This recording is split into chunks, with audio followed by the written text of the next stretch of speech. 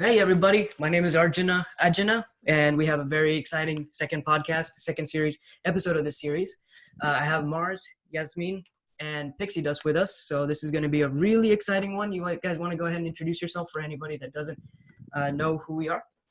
Yes, I'm Marz. I'm pretty active in the Facebook communities in general, and really active in my Facebook group, Wealth Magic discussions. But yes, definitely a pleasure to be here today. Thank you. Cool, thank you. Hello. Hello, I'm Yasmine and I've done Wealth Magic a couple of years ago and I've gotten some amazing results from it. I'm not as active in the Facebook community, but yeah, I'd love to be here. Cool.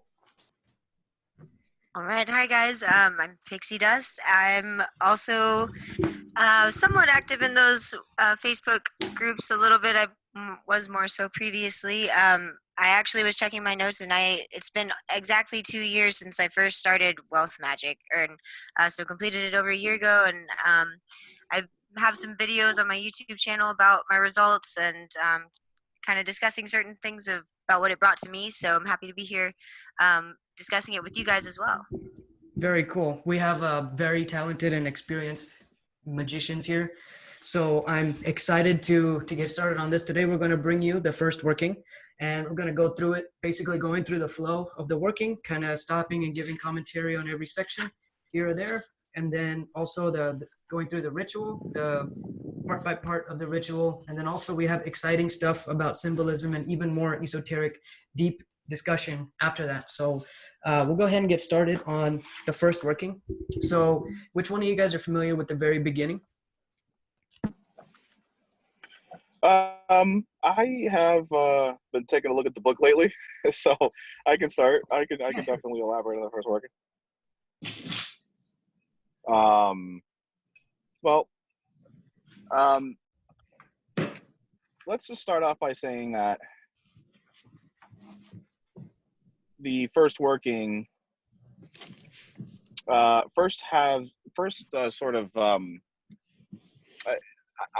it kind of gets you through this process of, going outside and getting the twig, and I think that's a great place to start, really. Getting a twig or getting a piece of soil, bringing it back in. I have my own personal views, and like all things esoteric and magic, everyone has their own angle. I'd love to hear what you guys have to say about this, about the symbolism, about this whole process of, first off, going outside, grabbing a twig or a piece of soil. It has to be unique. It can't be in the same place you grabbed it last time. Yeah. As to, there are very specific instructions. What do you think, Pixie? I read back through the first ritual just before this a bit, and I found it interesting because I had kind of forgotten about the wood until we mentioned it, and I think it's interesting that that's the first step after the daily practice is to go out into nature and to grab, wood or part of the earth, and soil, and it's almost like from there, we're building this wealth from the ground up in a sense. Yeah. And the wood or soil symbolizes that very well, I think, and keeps it simple at the same time. It's not a whole lot to comprehend right off the bat or anything, just a simple task. Yeah, I think so, there's a really interesting distinction between this piece and this and the part that follows it, which is the whole drawing the square and everything like that. Not quite there ready yet. I mean, I want to see like what Arjuna and Yasmine maybe might want to add to it, but I'm definitely feeling the same way you're feeling. I think that there is there's a need to sort of, I believe that the soil and the twig help the occultist stay in some sort of balance, if you will, as you kind of dip in and out of this reality or this dimensional thinking. And I agree. Yeah. yeah, and I mean it's really symbolized when when you grab the twig or the soil, put it on the ground, and face north. I mean, north, everyone knows, depending on what your specific magical beliefs are, north is typically deemed to be the place where earth resides, essentially, Yes. right? Yeah. So actually, this thought just came to me right now, which is weird, but yeah, as we know, as occultists, like the earth represents, is the element out of the four elements. It is the element that is connected to money and material things and wealth. So that is one connection. And now, actually, Marz, that you brought that up, I'm grateful you did, because it just clicked in my mind. I was like, oh wow, hold up. Earth, material, things, wealth, money, facing north, meaning Uriel. Oh, Exactly. Hmm. Earth again. So there we have it. yeah, good point. Yeah, we were talking about Earth. We're talking about building from the ground up. I have a very, and you're right, Marz. We have individual viewpoints, but I totally agree with everything that you guys were saying. To me, when I was doing it, I remember the physical act of grabbing a piece of wood. It made me feel like I was actually literally doing something and I was holding something. And what the ground or Earth symbolized to me is like something tangible and also like part of the earth, and also like grounding myself, because I'm like using the ground to ground myself and feeling something, so I can begin to have this understanding that this magical practice that I'm about to do, which is so abstract and you can't tell if it's real, I have a little piece of something real that I can see, I can touch, I can almost smell too. So I have that senses going through my body while I'm doing this magical working and visualizing stuff. Yeah. Yeah, I liked what Marz said about balance, because for me, when I got into wealth magic, I mean, my really only magical introduction before this was the magical cash book. So I wasn't too experienced in the occult world while getting into it. So the simplicity and the grounding of this first ritual was, I think, very important to me without even realizing it, just in my magical practices in general, and introduction into it, because it supported that balance, and I was able to just go out and outside, before embarking on this like mystical journey, so to speak, with the rest of the ritual. You were able to just get that grounding first and kind of center yourself a little bit and say, okay, this is part of it, but it's still just as important. And so I like what he said about that too. I think that definitely helps to balance the beginning of it. I think so. I chose the word balance wisely because the thing is so obviously, how many of us predominantly did this ritual at night? Yeah. Hmm. Right? Yeah, more. Yeah. Sometimes. Yeah. Okay. Well, I did it, and I did it at night, and when I did it, and when I would have to go through those rituals, and imagining this, the parts to come, after being done with all of that, that's a fair amount of energy, and we're going to go through all that, but that's a fair amount of energy to be absorbing, in a very small specific range of time. And keep in mind that after you're done with the rituals, you got to wait about an hour Uh-huh. to take this twig out. Or I waited about an hour. I can't remember if that's what I think it was an hour. I can't remember. I have to go back now. Mm-hmm. I just read it here. It's 1 hour. Yes. Mm-hmm. And going back out and putting this out there really gave me, like, it's New England. Up here, it's Boston. So it gets, when I was doing this thing, it was really cold time. Coming outside and getting that fresh air, cold, fresh air, was very grounding as well. Mm-hmm. All of which helps. I mean, it would have helped me enormously, at least get some sleep right after building up so much energy, from this ritual. So anyway, those are my thoughts. I think balance is definitely the right approach, but everyone has their own definitions. All I good think ones, of course. yeah, I think it's all of it, to be honest. Yeah, Absolutely. for sure. That's the beauty of esoteric and magical and occult stuff. Like, it's open to everybody's interpretation, and it's pretty much open-ended. You can't prove it with science. You can't prove it with metrics. So anything that naturally comes to one person as being right is probably right. And that's how I determine magical results even coming, because I think, hey, this is happening. And I also did wealth magic. So chances are the wealth magic provided that result. Absolutely. And you'll notice in a lot of folklore based rituals, you'll find that a lot of occultists use different paraphernalia to focus their intent on the rituals. And if you're focusing on if you're focusing on war magic, you're using certain colors. If you're focusing on emotions, you're using certain elements.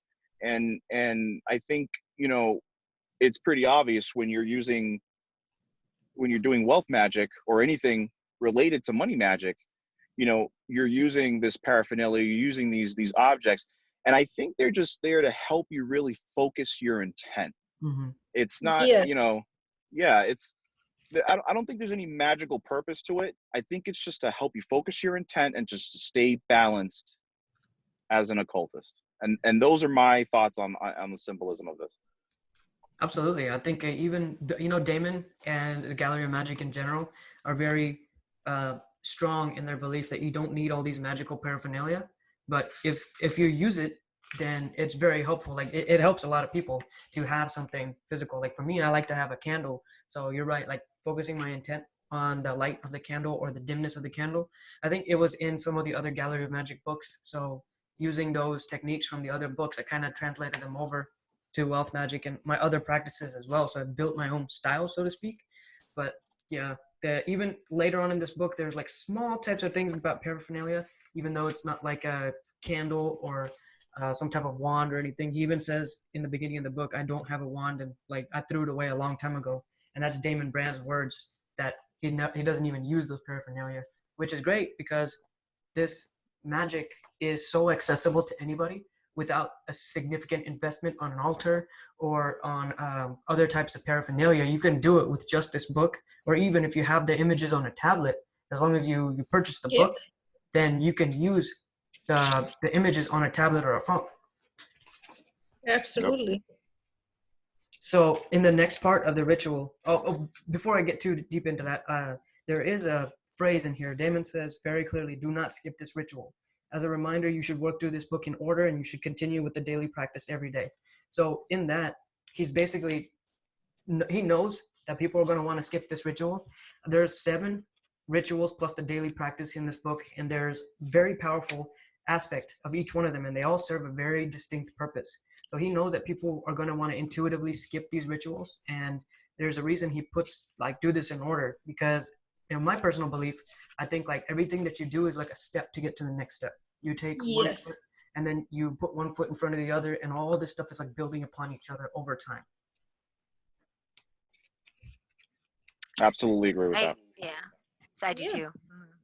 Absolutely. So in the next part, he starts talking about picturing a small golden square in front of you about the size of a coin. So it's glowing with golden light. What's your experiences about that? What do y'all think about that? Who wants to go first? I can go. Go for it. Yes. Okay, so I think it does several things at once. So, I mean, magic is really about bringing about change and alchemy and creating something from nothing. And I think that's what we're doing here. Like we creating this wealth from nothing. Yeah. So that's how I think about the square. Plus, again, by doing that, and by the end, when the gold melts into your skin, I think that is really about feeling that wealth and getting you into the right energy. So, and I forgot about this part. I totally did. And I did the ritual a few hours ago. I'm so glad I did because it brought me back. And I'm very glad I did it. But yeah, when I did this and the gold melts onto your skin or whatever, after you supposed to find the gold inside, it's really like feeling that wealth. Yeah, for sure. So it's Yeah, the I'll right have to. frequency. Sorry. No, go ahead. Yeah. No, I was just gonna agree with what you had to say. I think that when we are finished with the visualizations of this, we absorb it, or we begin to absorb it. And I think for me, I'm very sensitive, and I know not as far as energy, and I know not all magicians are, but a lot are, and so it was almost like it pulled me whenever I began to feel just the visualization of the gold, like coming into my hands or melting onto me, it almost like it inclined me to keep going as well, because I felt like, okay, that was cool, or I think I don't know if it was just the potential that it showed me at the time, but I felt it beginning to work even on a very subtle level, just absorbing the energy, and maybe I didn't even know what it meant at the time, but I felt something, and I believed that it was the ritual working in my life, and I still do. So but yeah, it's like it becomes a part of us, in the beginning, and then continues the whole rest of the rituals. Agreed. I love this ritual so much. I mean, I can't even begin to describe the emotions that I get when I think about the ritual as a whole. This specific visualization, the act of, visualizing the golden square, and, attempting to open the square a certain way, I feel like, you're just sort of poking at reality. You're open, you're causing reality to kind of open up before you the way you want it. I love the visualization, the technique of the gold melting in your body. I think there's a lot of alchemy, and it really sets the tone for the other segments ahead. I wonder, just a quick question for you guys. What does the room look like to you? That room that you open up? What does that room look like to you guys? I'd love to go around and just like, if you could just tell me. I'll start first. Okay. So did you guys ever watch The Mummy, the first one? Yeah, I've seen it. Okay. Do you know the part where he, like, the main guy, like, there's like this big pit full of gold. It was like, it belonged to like one of the pharaohs, and it had like those bugs in it, whatever. Those little bugs that, could basically like crawl into you. It was Yes. the bugs that they used to, yeah. So, basically that room that was full of gold, minus the bugs and all the weird shit, that was what I visualized when I opened up this little portal that I was poking into. This is what I visualized, and this is kind of what I absorbed into me. And I literally visualized taking all of it. It wasn't what I can fit in my hands or in my, it was literally everything in there. And I would absorb it all. I would just suck it into me. Yeah, I know. I exaggerated, but like, that's exactly what, like, anyway, sorry. I don't know. Can you guys give some visual, some? I'd love to start. This is Arjuna. This is such a cool thing. I'm glad you bring something from like media into this, because that's what helped me too. There's a game, and a lot of people may know this game. It's called Diablo 3. And in Diablo 3, there's a creature called a treasure goblin, and he comes through a portal, bringing all these treasure from a different dimension, and you have to kill him before a certain time. Otherwise, he'll go and escape back there. But if you kill him, he drops all this treasure. And I imagine when I open this portal, and that's exactly what I think of it too, is I'm opening the portal to that dimension where all the treasure is, and like the way that the treasure falls out in the game, I just imagine like it's just raining gold, and it's raining onto my skin, and the skin is just absorbing all that gold. And man, it's like that's also exaggerated, but it really helped me with the scenario because the gold is like representing money. It's like known from the beginning of time, gold represents money. Yeah, it was a currency, but yeah, it represents wealth. Yeah. Well, that's what I meant. Yeah. Yep. Yeah, no, I love the ritual. I love this specific visualization because, you know, there's probably, you know, a 1,000 ways to drum up the images and how you intend to do it. But the act of poking into reality and, you know, the act of moving this box, making it bigger, the square, making it bigger until, you know, you can eventually fit half of your body through it, to, you know, to then essentially do what we just talked about.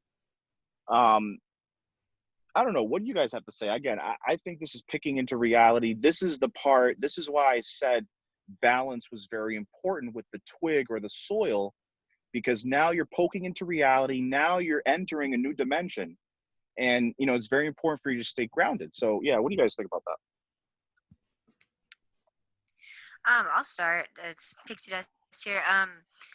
I was rereading back through the ritual, and I found it interesting that when you're opening the square, they have you using your right hand or right finger to move the left side and your left finger to move the right side. And maybe, I don't know if I'm overanalyzing that or if that is symbolic in and of itself. Maybe you mentioned balance again, so maybe just in a balance standpoint, or it's also as if maybe you're creating like a star a little bit in your hands, or just the crossing. I don't know if the crossing is symbolic. I wanted to get y'all's opinions on that. Yeah, but I highlighted it because it was brought to my attention, and I remember doing that at the time, but I didn't think anything of it then. But I don't know. I'm curious on y'all's opinions on that as well. See if there's any symbolism behind it, or if it's just I don't know, just a movement and action. I'm thinking you are right. You're creating a star, actually. This is weird. I never noticed. Wow. Yeah, I realized it only like right before we started this podcast, essentially. And, you know, but because visualizing it in my mind, you know, you create kind of like an X or a star or something when you open it. And it's like it's putting that, that picture onto the portal, if you will, you know, opening up to the dimension. So I don't know. I thought that was kind of interesting. No, definitely a great observation. But yeah, but back to also what you said when my I guess visions of or visualizing of this golden square, I kind of imagined, not to also be too exaggerated, but like Gringotts Bank in Harry Potter, you know, when they just open up to the giant room of gold. I forget which movie it is. You know, and there's just a whole bunch of gold in there. It was just essentially an empty room with a bunch of gold, and then was just blank and empty or black whenever it was all absorbed and dissolved. So, but yeah, I was a little exaggerated also, but I thought it was appropriate as well. Yeah, for sure. The media really helps us visualize this stuff. It does. It does. Agreed. Yeah. I feel boring now because only thing that I've been visualizing or I've been thinking of is like a treasure chest. So that works too. Yeah. I mean, I'm basic. No, you know, the thing about this is like we talked about some of this. Honestly, the author says it should only take a few seconds, and that's just the first part of the first working. That first part is like setting the stage and getting into a magical state. I think, Yaz, you mentioned the alchemy behind it. So it's like taking that piece of wood, imagining the golden portal, and then being able to reach into it and grab the gold and coming back out. Your alchemy, using alchemy to transmute where you were previously into where you want to be. So you're visualizing all this gold coming onto you. and then the ritual actually starts. They have the talisman, and then they have a couple different things. But do y'all want to go and talk about the first part of the ritual itself? Oh yeah. Oh man. I've Excited. been waiting for the moment when we can actually start talking about this part, man. This is great. Yes. Me too. Meat and potatoes. Yeah. Well, I'll definitely start. So the second part of the ritual uses a talisman. And you know, most people who have the book are very familiar with what the talisman looks like.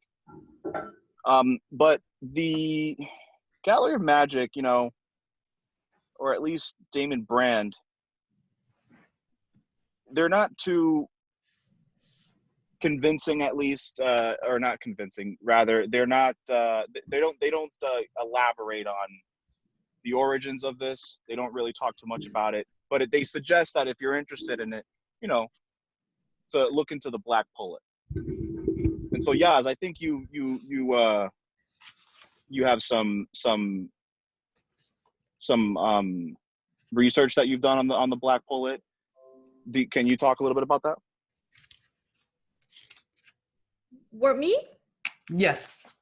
Yes. Oh, me. Okay. This is so exciting because I was just reading this. So again, and I've read it years ago, but I just read it a little bit tonight. So here's the thing. So the Black Pullet is a very interesting book, and it tells the story of an Arab man or something. I don't know. Maybe you can elaborate on that more, because again, I only went over it very briefly. So I don't have the complete story in my mind right now, but I'm looking at the Black Pullet right now. And it is the fifth talisman. So the Black Pullet is this book telling a story about this Arab man that meets somebody, and he introduces him to these spirits, and they can be commanded via a ring and a wand. And it has these engravings, and those spirits are fire spirits. Wikipedia says they are a jinn. I don't know, but they're fire spirits, which again, very obvious in the actual ritual. You're continuously told by Damon Brand to visualize fire, or the talisman glowing with fire. And, so the talisman that they are using is the fifth one. It's the fifth talisman, and that is the one that has the spirits that are supposed to find you golden treasures. Now, when the ritual starts, I have to read from the Black Pullet here at this point to explain, because in the opening of the ritual, let me open the ritual one too, so I'm looking at both.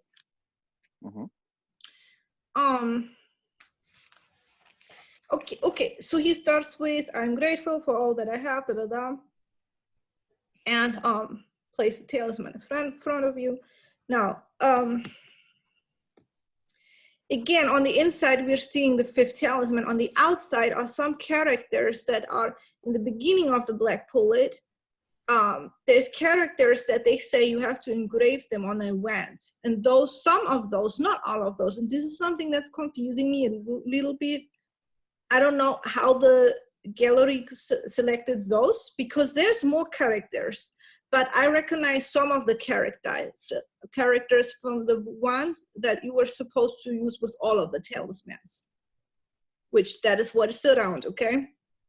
And then inside, we have the fifth one again. And now then in the opening, Damon writes, in the next part of this ritual, you're calling on spirits that give you power, and say, Sina misas taname orsal misantos. Now, going over to the Black Pullet, this is basically the initiation ritual that's supposed to give you the power to work with these spirits, regardless of which talisman you are using. So here I'm reading from the Black Pullet.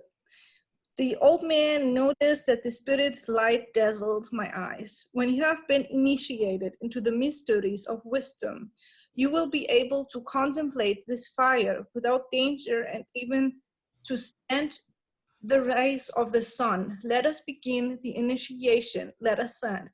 Side note, Damon says something like that in the end of the ritual, but okay, keep reading. I executed this order, which he had given, as did the spirit. He placed his hand on my head and said, Sina misas, tanaim orsel misantos. A voice which came from the cavern, wherein were the coffers containing all the precious stones, gave this answer. Then they're saying something, and this part isn't mentioned in the ritual one, but then skip a little bit ahead. Your answer pleases me. It proclaims confidence. You will now test the effects of it. He then said, Tomatos benacer elianter, which those are this is the second part. This is when he says, notice whatever light is in the room or space you are working in, right? And then when he says, repeat the following 7 times, you keep reading, now back to black pullet again. Everything was then lit up by a seemingly dark light, and I saw several individuals who took up positions around the room. Here are all the spirits who will be subservient to you. Meaning, again, you're just now able to command them, right?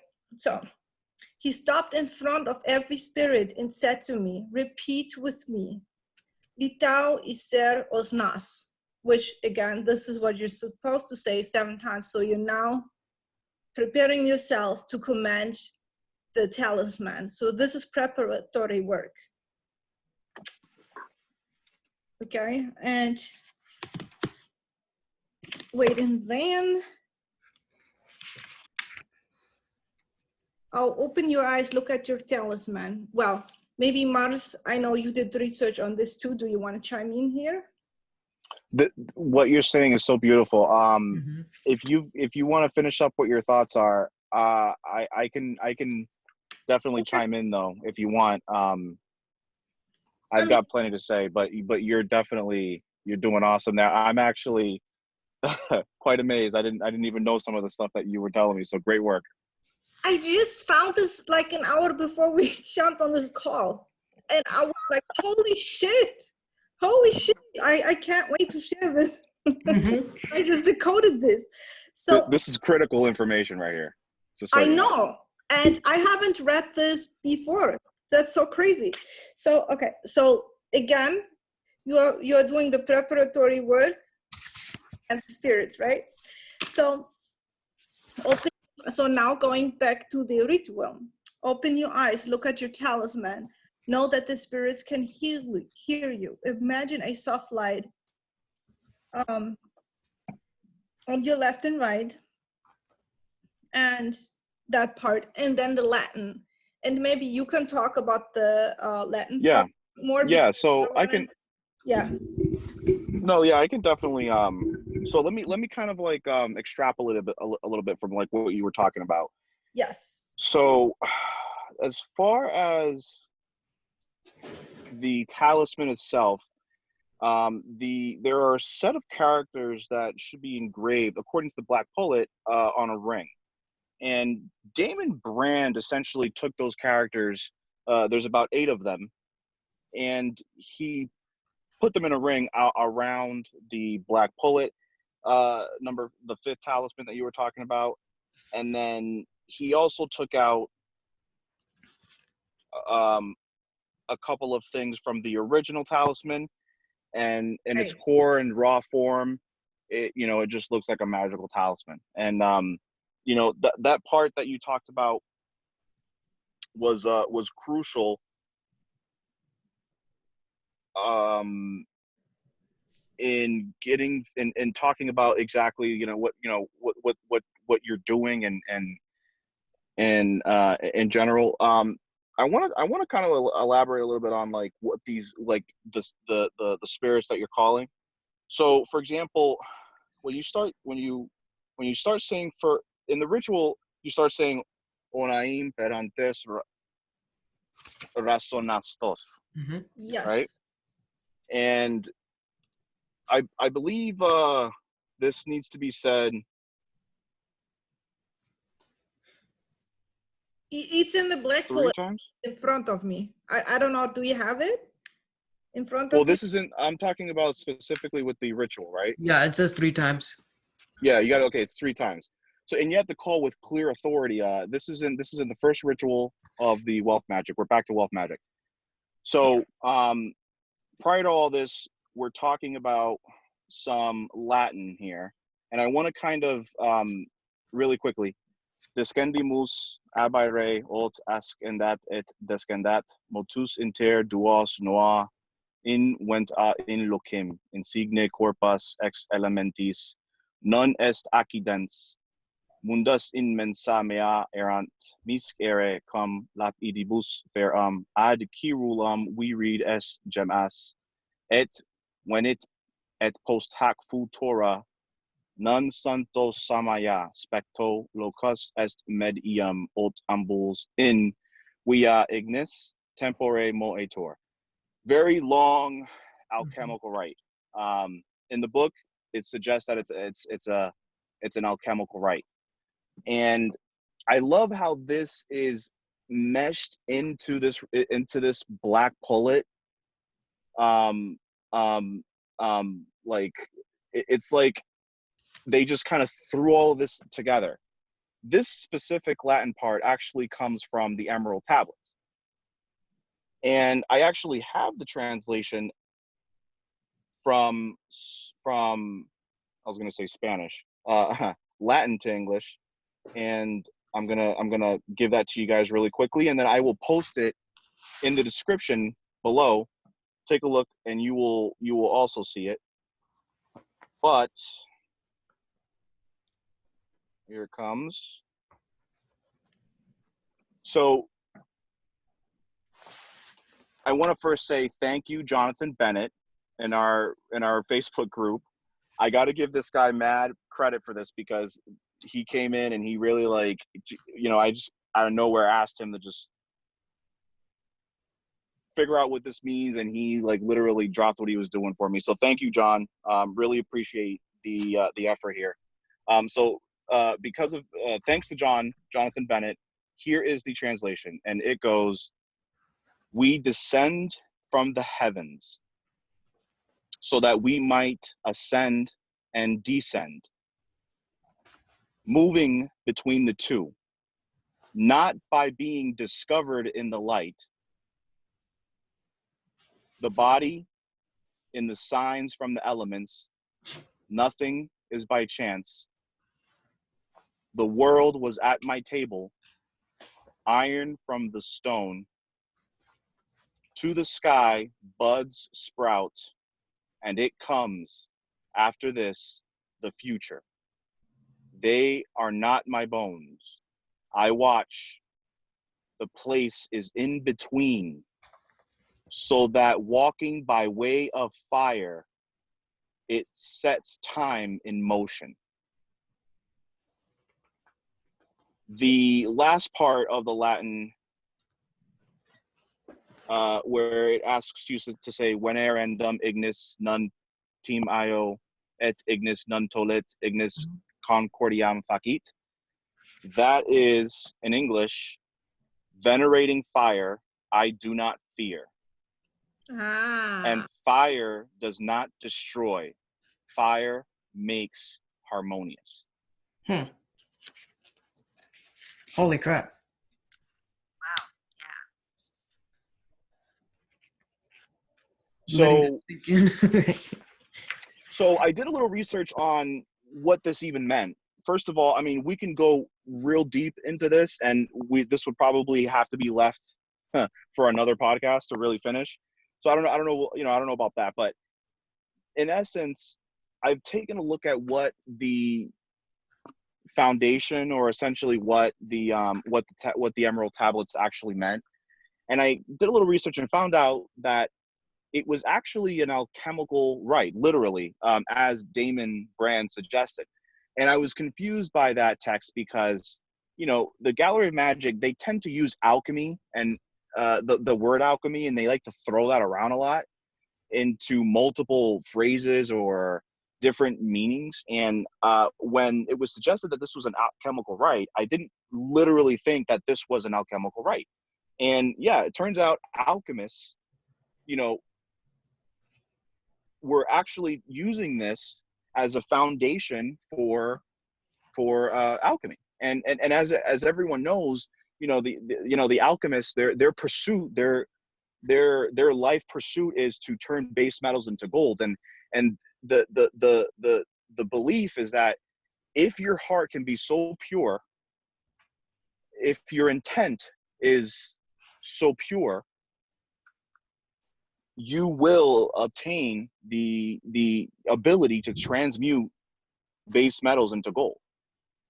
And so the alchemist strives every day to be better than they were yesterday, to have a good heart, to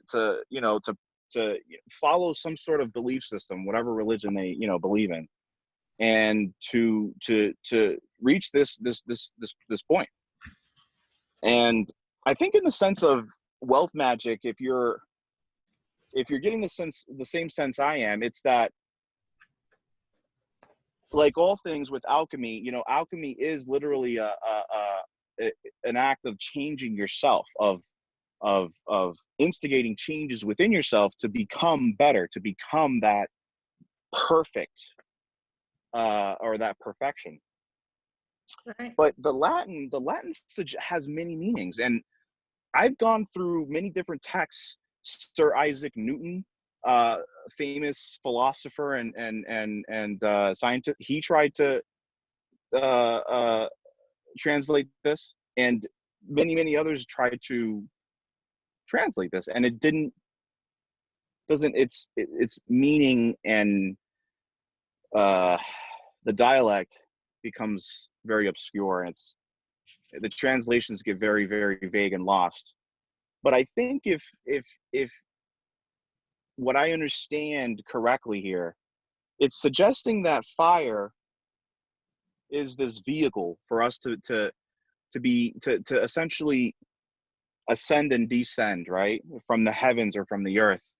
I don't know. To me, I get the sense that we are somehow connecting to that fire of the sun. And do you guys get that same sense? What do you guys think? Yeah, because like fire is such a central element, and again, it's fire spirit, so that makes sense. But wait, where in the ritual does he say it? He says, let me see. Now, one other thing too that I forgot to mention is, after you get through this Latin part and you get to, you know, the part where you finally repeat those three words that we said previously, onaim perantes rasonastos. This is it's said, according to the Black Pullet, that repeating these three words would evoke 7 spirits of bronze color, Right, to appear, and each carrying each carrying a large bag, which they would empty to you full of coins, they gold coins, and then the funniest part was that one of the spirits would have a black bird on their shoulder. right. Oh, yeah. I marked that in the Black Pullet. I had noticed that one of the spirits had on his shoulder a black bird. And remember, after you see the gold coins raining on you, you're supposed to close your eyes and see a black raven flying away and say raven, but it's a black bird that is on the shoulder of the spirit. That's why. Absolutely. Kind of want to chime in here. So in this, it's like some of the Latin words, I don't actually know Latin, but there's very similar things to languages that I do know or can insigne, which I allude to insignia, like emblem, and then non est accidens, like not an accident.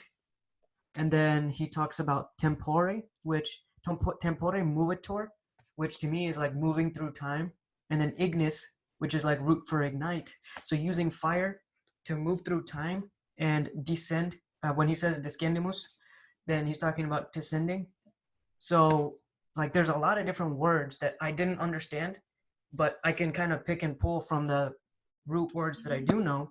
So he's talking about moving through time using fire, going above and below, which is the as above, so below, very common phrase of magic or alchemy. Mm-hmm. So In the emerald tablet. that's that the So we're digging pretty deep into it, and this is amazing because I really have always wanted to know the full meaning. So like when you described the translation from your partner, I mean a friend, when they like mentioned the like, because there's a lot of people who have tried to translate this, right? And a lot of people have, I've seen a different translation online. But the thing is, it's funny because we're talking about this and like really digging deep on this. But Damon Brand says in the very next paragraph, you don't need to know the meaning of the words. But Yeah. it's ironic because like, how can you not want to know the words of this very amazing or powerful phrase? So we're here talking about it. But then there's something that the viewers or listeners should know, that the translation is great if you're very curious, and we just translated it here for you and all the meanings behind it. But if you're having trouble sinking in, letting it sink in, it's okay, because what's more important is the practice of doing the magic and the concept of like the spirits know what you're saying. Like I guess they don't know English, they don't know Latin, they don't know Spanish, French, whatever. They understand emotion and intention. So whatever we're doing through these rituals and whatever we're doing through these words, that whether we understand it or not, the magic is working. I mean, obviously, like I'm not a Latin speaker, but I did the first ritual and all the other rituals, and I definitely got results. So there's that. What do we think? What can we like tell the viewers or let the viewers know about the first working? We obviously know it's very important, and I think that's pretty clear. But in relation to the entire like wealth magic as a whole, what do you guys think the ritual one, like the what sorry, what kind of role does ritual one play in the grand scheme of things?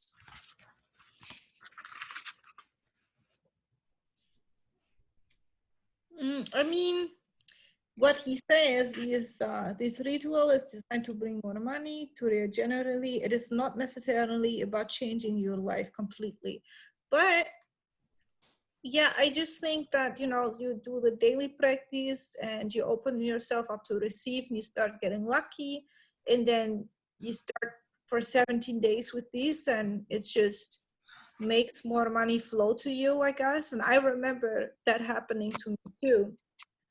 I was doing pretty well doing this ritual. So yeah, it's like a nice primer, but it is very powerful.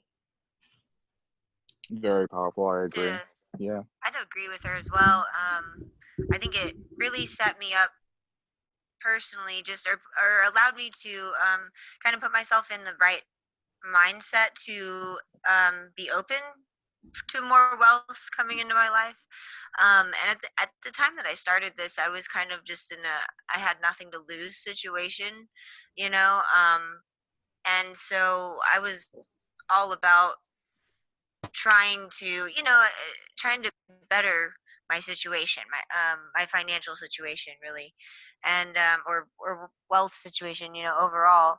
Um, and I think that this, you know, really the changes in the beginning just occurred mentally, but it was so subtle. Like, but even with the daily practice, like the daily practice is probably one of just as powerful. Well, it is just as powerful, I think, as all the rituals, you know, in the book too, because it's just that repetition and that discipline of something, of doing it every day, you know, committing to something and believing it, you know, believing, like the power of belief goes such a long way too through all this. And just believing the wealth that we have, or that we are setting ourselves up to receive.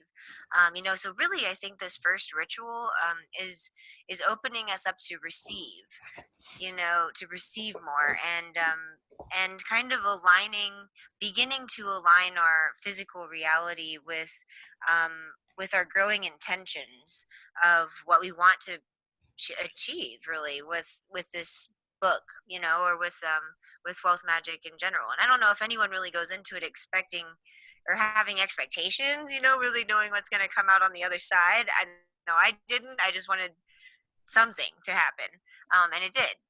But I think the first ritual, you know, keeps it simple enough, but is also just a strong foundation for us to begin moving forward, in, like, you know, much quicker and like in much more depth, and just being more aware of the magic working around us in our lives too. But I thought it was That's also funny that, oh, sorry, I wanted to no, really no, quick that was add. great. Yeah, thank you. Just on the raven symbolism, really quick. You know, I found it funny just because ravens are also kind of known as the penchant for collecting shiny objects. You know, and so it's funny when at the end of the ritual, they you know, you see the raven. You're supposed to visualize the raven flying away when after the gold all falls on you. So, you know, it's almost like the raven was attracted to the gold with the shininess, and this whole black pullet information has been completely new knowledge to me. Like, I'm so happy that you guys have done some research, and I've been kind of doing some in the background while you're talking about it, because it was really interesting about the blackbird sitting on the spirit's shoulder too. I love how it's all tying together like this, you know. And I know that Damon Brand really stresses not you know, there's no need to find out what the words mean, and you know, he keeps it very simple, which a lot of people, you know, like and require. But I myself, you know, and I guess, and you guys as well, we like to know more about this, and I'm glad that I have this background on the ritual more now as well. You know, it's more exciting, and you're right. How can you just kind of go through it and it, yeah, I mean, I did just accept what the words meant, but it's like I even still was curious about what I was saying every time, because you say it every day for 17 or more days, you know. So it's like, well, what is this? So Yeah. I'm really glad that we've had this discussion to go in more depth on it too. Yeah, no, it has been. It's been a very enlightening discussion, to say the least, and Yasmine really put it together there. I mean, thank you so Mm-hmm. much, Yasmine, for that. That was Yeah, thank amazing. you. I learned something today. Thank you. Yeah, me too. That Yeah. was, Go ahead. Yes. but you know, I like I said, like I just did the ritual a couple of hours ago, and then I popped open, downloaded the Black Pullet because I couldn't find it. It's gotten lost on my phone, so I downloaded it again on my Kindle, and then boom, it was in my face. So maybe the spirits wanted us to know. Mm-hmm. Maybe, yeah, they want this information to be brought to light, because I didn't even know. And then when I was going through our messages on Facebook, I was reading it, and you know, I missed in the beginning that they say that the what is it comes from, or the alchemical right comes from the emerald tablet. You know, I must have, of course, I read that in the beginning when I did the ritual, but I had forgotten, and you know, hadn't gone back to read it since. So I'm glad that we kind of pulled that out and brought it to light too. So thanks for your research on that again. It was Yeah, fun. you know, I think, is it necessary for the viewers to know this, and anyone who's doing wealth magic for the first time? No, I don't think it's necessary. I think it's good information to have. It's probably too much information for you to have. And you know, you don't have to be visualizing 7 spirits in front of you when you say these 3 words, and you know, worrying about your surroundings or anything like that. And I think, you know, there's a lot of hype about this book. It's very well known in the occult community, and so everyone knows about it. And you know, the the everyone wants to do it again because everyone thinks it's the best thing to do. But you know, some people just get too caught up on the what ifs or the different scenarios, and I think this adds to that complexity. So I think if you're listening to this today and you have not done the book, or you're doing the book for the first time, like, just focus on the book, focus on what the book tells you. Don't worry about all the other stuff, and use this and you know, and other podcasts in the future, you know, as a way for you to kind of understand how things are flowing for you in the future. Mhm. For sure. I'm hoping this comes as like bonus supplemental information to viewers. I'm assuming that the majority of people listening are going to have done this before, but there's also going to be a significant amount of people who have not done it and they're really trying to dig for research before doing it.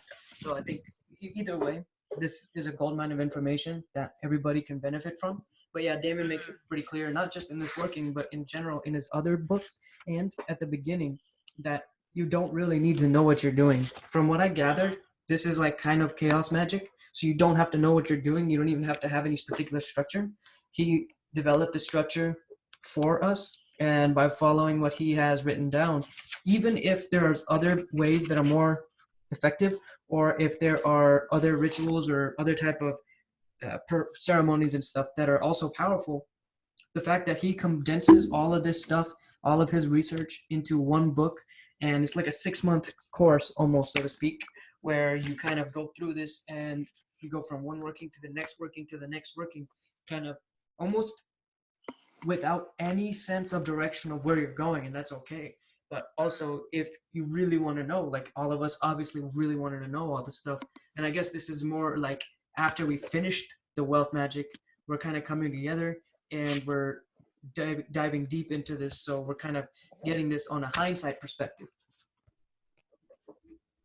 Yeah, and I think that, you know, with time or in magic working in and or outside of time too, that I think the understanding of these topics more in depth is really going to will affect the ritual relatively, I think, you know, to your situation and you know, to how important it is for you to even know the information. Obviously, like Damon stresses that it's not important, but I mean, like personally, you know, me having this understanding of, you know, the black pullet and all the symbolism now, when I did the ritual like 2 years ago almost, you know, I think that it's equally just as effective, you know, because like wealth magic, the results of it are still playing out in my life, you know, and probably will continue to. And they even discuss in the book that it can carry on into previous lives or future lives or next lives, you know, reincarnations.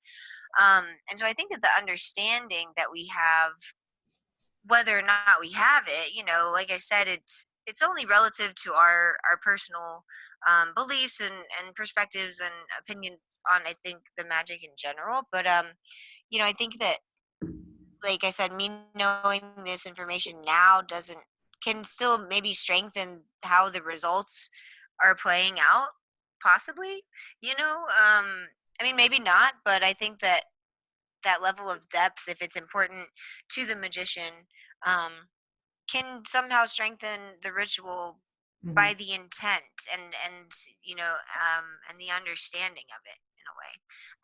I don't know if you guys agree with something like that, but I Yeah. don't know. Yeah. So, but like I said, but not knowing it at the beginning, you know, was probably honestly better, because it might have been information overload for me at the time personally, you know, to know all this stuff and then be like, oh my gosh, like, what am I doing? You know? Um, so I like that it was kept simple, but I really like now that we're diving deeper into it. It's fun. So, Interestingly enough, like there was this candle that I bought in a witch shop in New Orleans, and there is pretty much the same sigil from there, and it had the very same spirits. I think it was drawn a little bit differently, but it had the same spirits. And from what it was a love candle, and the love candle had this black pullet emblem and the same spirits, and it had the very same names or the words Sina Misas Tanem Orsil Misantos, all of those. But this was for attracting love. And we're talking about fire spirits. So using a fire spirit on a candle to get love. But there's another application which we're doing now is to receive wealth. So bridging the gap between those two, what I'm trying to think is using fire or using the burning passion of love or the burning passion for wealth. You can kind of transmute that either way, and the way that you transmute it is very important. It will, like, your source of the transmutation. Are you using gold, or are you using love to transmute and what you want? But I have to say though, like this candle, I mean, and it's probably the fourth one, because the talisman before is the fourth one. I mean, before the wealth one is the fourth one, and that one is for love. Oh, okay. As remember, the first Latin words that we, or the first words that we say, they're just to give to get authority over, to command the spirits, to get them to obey to us. So, and then only in the end, it's those three, which are lito, usuros, nas, I guess. So that's the difference. And I guess for love, it's nades suradis manier. Yeah. Oh, that's later on in this book, or in the sexual magic or magical seduction. I think I got my wires crossed. I'm thinking of a different ritual. Thank you for clearing that up. Because Right. No, but you're right. I mean, it's the same book. It's just it's one different talisman, and it's the same. All the other words are the same because, again, like I read in the beginning, it's the same ritual. It's just one different talisman, three different spirits. The rest is the same. yeah. So, man, this is like a gold mine of information. Is there anything y'all want to add before we close out?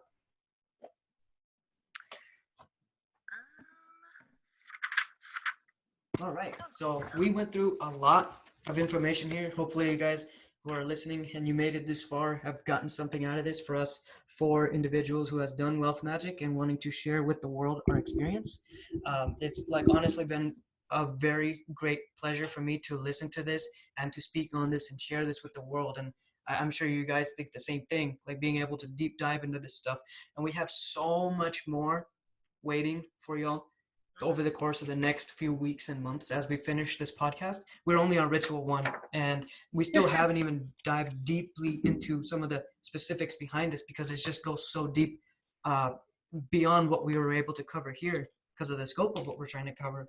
So, so there's all this information available for you at your fingertips, and anything that any one of us has mentioned about different resources that we're going to include will definitely be in the description, and we will compile it and give you a consolidated source for you to read it in conjunction with this audio. So anything else from anybody? Would you like to say goodbye? Yeah, well, actually, first of all, I want to thank you, Pixie Dust, for coming on and hanging out with us. I have been inspired by your YouTube videos, and I hope that others out there who watch you are equally inspired as I am. I want to also thank Yasmine.